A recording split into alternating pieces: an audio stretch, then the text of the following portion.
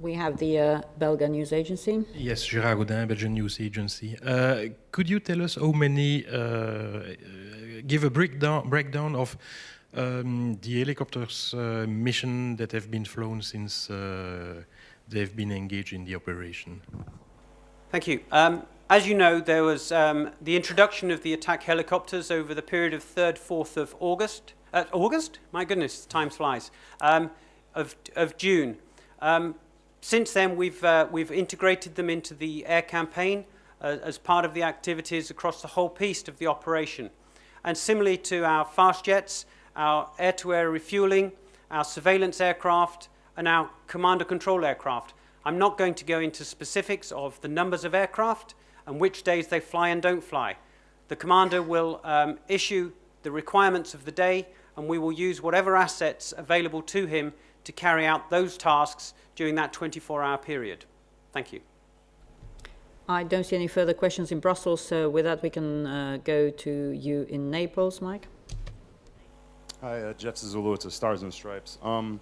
Regarding the refugee crisis we've seen at sea, you know, thousands and thousands of Libyans fleeing, you know, via the waters.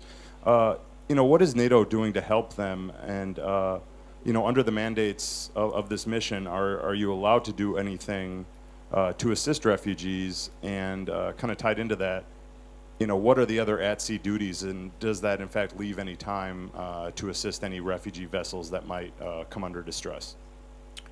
Obviously, this story was running significantly a few weeks ago, and it was a concern for NATO and its partners that a number of refugees were, we believe from open source, being forced to leave by sea.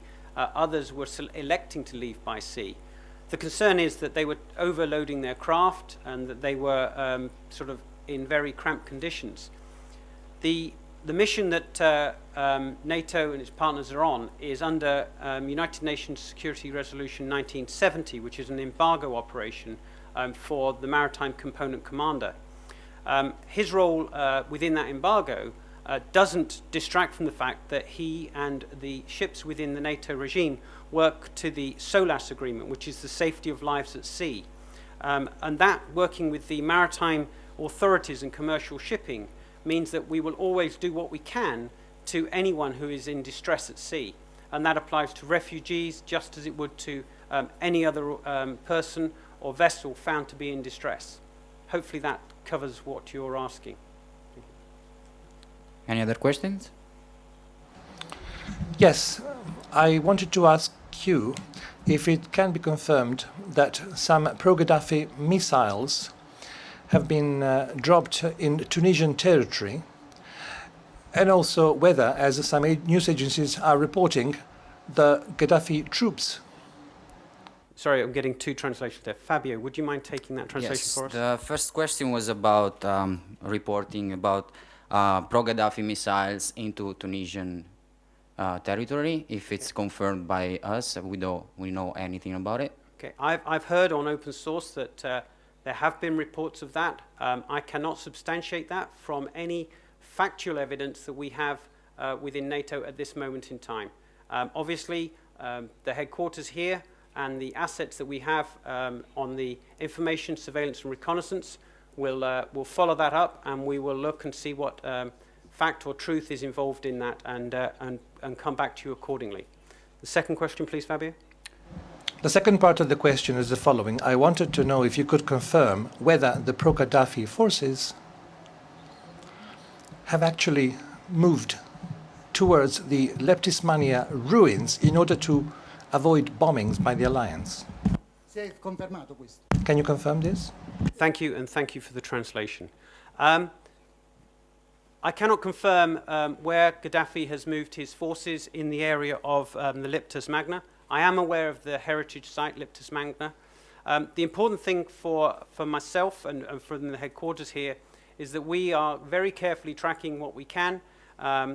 This would be a concern for us that Gaddafi and pro-Gaddafi forces would choose to contravene international law regarding hiding themselves in such a location.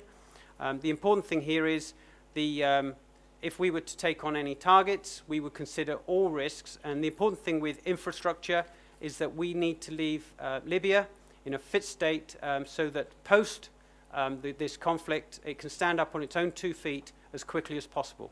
Thank you. Any other question? No other question from here? Back to Brussels. And I don't see any other questions from here, so thank you very much to everybody in Naples and in Brussels. Thank you.